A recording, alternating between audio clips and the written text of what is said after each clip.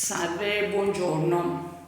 Volevo solo dirvi che io penso che Putin stia cercando di dire a tutti che è ora di finirla, perché se non avete ancora capito, andare a colonizzare o andare a prevaricare sugli altri stati che l'Ucraina è europea,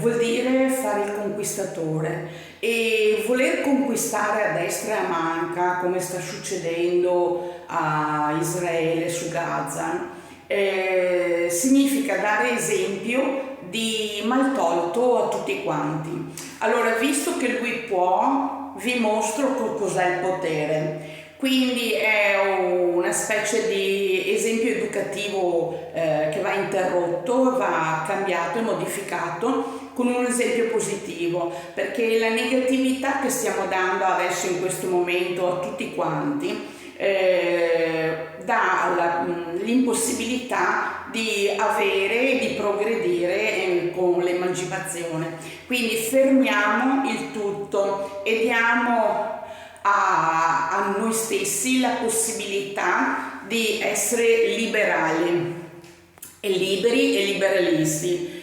Quindi cerchiamo di capire, di comprendere che l'esempio che stiamo dando è ciò per cui stiamo producendo.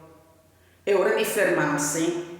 Fermiamoci, fermi tutti e paga al centro, che nessuno ha fatto niente a nessuno e niente ha fatto niente a niente. E quindi è ora che tutti comprendiamo che dobbiamo dare il buon esempio e che qualsiasi educato in modo educativo e con il progetto che c'è della visione di pronostico sia il termine ultimo e la fine di ogni disappunto e disaccordo. Quindi una pace che deve essere la soluzione di entrambi i casi e di entrambi le popolazioni, dove le donne emancipate sviluppano tranquillità a tutti. Grazie. Ciao ciao.